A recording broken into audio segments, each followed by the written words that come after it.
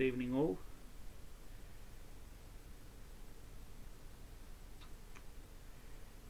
Just feel free to put your comments through about today's game between Fremantle and St Kilda, as I plan to do a review about it. Wow, what a close shave that was, wasn't it?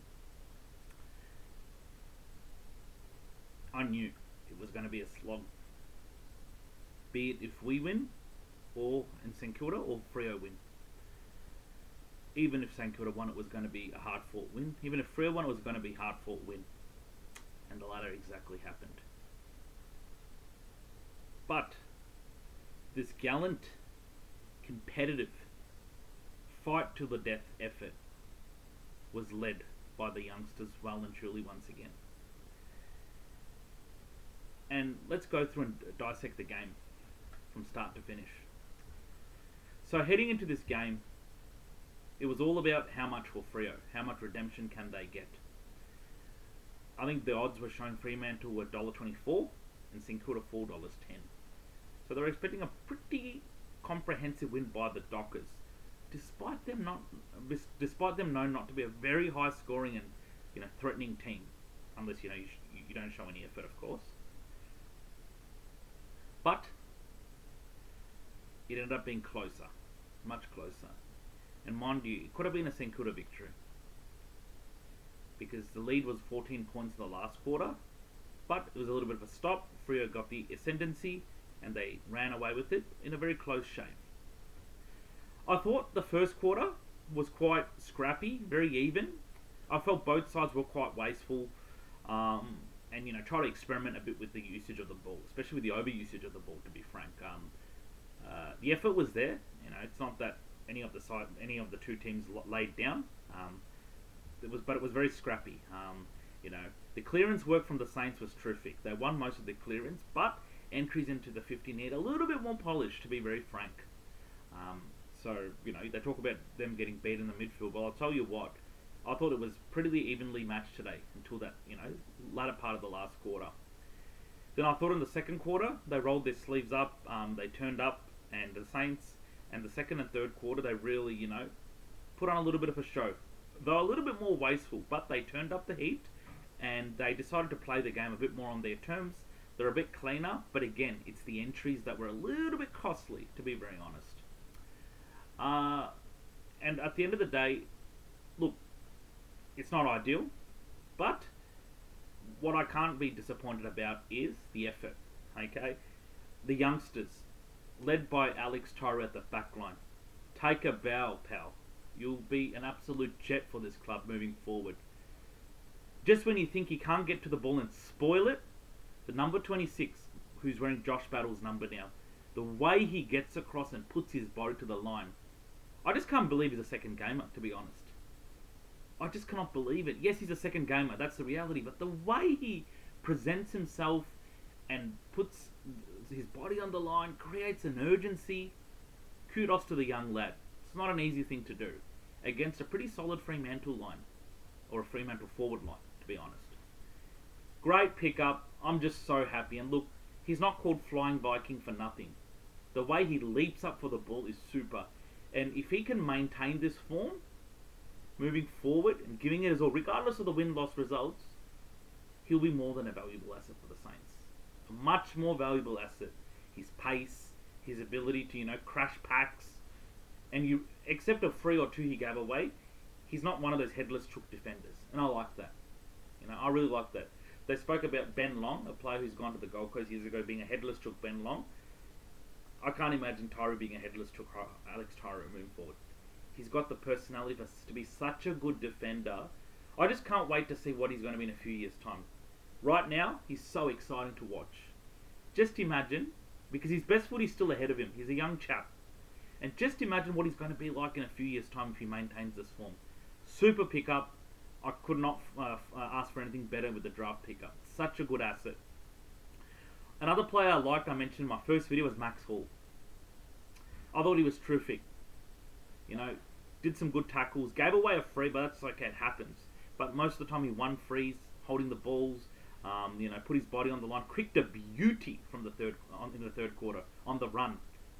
took the game on. For a guy who's only 22, 23, who's still yet to hit his peak, to just take the ball on the run. I think it was handballed from Liam Henry or somebody, I can't remember. On the run, third quarter, to give Saints a bit of the ascendancy, to kick that goal from 50 in front of a pretty tough crowd, in Freo crowd, and to pretty much silence them for that moment, I thought was a great effort. Great young pickup for us, Max Hall. And I thought Winhager did a pretty good job. Poor bloke received 2 dangerous tackles twice, and I really hope the tribunal look into those dangerous tackles he received. But anyway, that's out of my hands. But I thought he was fantastic. Absolutely fantastic, Marcus Winhager. Darcy Wilson was pretty good, and great to see Liam Henry back against his former club. That goal, whoof, was an absolute beauty. You know, he literally had no time in that second quarter. He received a handball under pressure, got it on the check side of his right foot, just went through. And that celebration to silence the crowd was just a little bit of icing in that moment. But I'm so happy for Liam Henry. As those who have been following all the players at Saints who have had, interrupted pre-season, I think he was one of them. So that's why he was in VFL for most of this year, because he had to recover from the lost time in his pre-season. And I'm really happy. He not only had some impact, but added to the scoreboard. So I'm really wrapped for him. Butler continued, to string a few. Mason Wood, yeah, you'd expect him to get those 9 times out of 10, but tough luck. But otherwise, he would have had 2 or 3 goals next to his name. Steele was okay. I like what Jack Steele did throughout. Put his body on the line, showed some urgency. Another youngster, I think he's already defence material before we even saw it. The Hammer. Those desperate tackles that he laid in the last quarter, even though we were down by a goal or so, and some of the clunks he took was simply superb. He's ready-made defence. He really is. I think he's learnt the traits from guys like Wilkie, Webster, Dougal, Howard beautifully. And he's playing with a lot of confidence. Mind you, this is his first year in as a defender. He came to us as a tall half forward, when he was picked up at the Saints. And to see the way he's been playing in the back line and support Callum Wilkie, because that poor bloke Wilkie has been bearing the load of the back line all his time. So to see the way he's actually, lifted, take some marks, tackle, do some, game-saving tackles or moment-saving tackles in crucial moments, is a kudos to Hammer, Anthony Caminiti. I thought Hugo Garcia did some pretty good things, put his body on the line, did some stuff, but again, I think the entries in the 50 just has to need some polish. I'm not worried about the clearance and effort. That cannot be faulted. And whoever's going to fault that, I'm not sure if you watch the game carefully, because I think it's high time you see the replay of the game. Just when it looked like Freo was going to throw the towel in its end, St Kilda pegged them back. I think what was the main difference is in the last quarter, Higo put us up, Higo as in Jack Higgins, put the Saints up by 14 points. After that, they sort of lifted a little bit, Freo. I think that's the most heat they've created on the game, Freo. I think their pressure gauge, everything had gone up next mile. Saints, I thought, went a little bit stop and prop and being defensive after Higo put us up by 14 points. But then again, with a minute to go, Mitch Owens snapped a goal and brought them back within a goal. But then again, it was a little bit of a stretch late. Too little, too late. So that last passage of play... So it's similar to the Collingwood game, if I'm being very frank with you all. With Collingwood, it took them second half of the last quarter to break the game open. Freo, similar, but the margin was a little bit less. 12 points. I wish it was only 6 points, but Luke Jackson had a shot after the siren, put them up by 12. But nothing to be very disappointed about. Again, like I've been saying in my first video, it was more about the youngsters, and I thought they were very, very promising. I thought their attitude was great. They actually played for the jumper. Yeah, some mistakes were made, but just because mistakes are made doesn't mean they're not playing for the jumper. It's because they need the game time more experience. I mean, you look at teams like Adelaide Crows are starting to hit their peak now. A lot of their young players from years ago are starting to peak just now. So, it's just about time, playing more games together. As a saying, a good old phrase in English, good things come to those who wait. It's the same thing with the young players. As exciting as they are to watch now, part of enjoying the ride with them is to watch them patiently, see them develop, and as they get to that 40-50 game mark, okay, and they find some consistency, they'll be a delight to watch. They're going to be absolute crucial for the Saints to contend for their next flag, as I said on Friday. Okay, so look, the Saints were in the driver's seat to pinch this one. There's no doubt about that. But I thought they lost a little bit of composure with their entries in the 50. And look, nothing to take away from Freo. I thought in the last part there, they upped their pressure a little bit. And yeah, that pretty much decided the game, really. So,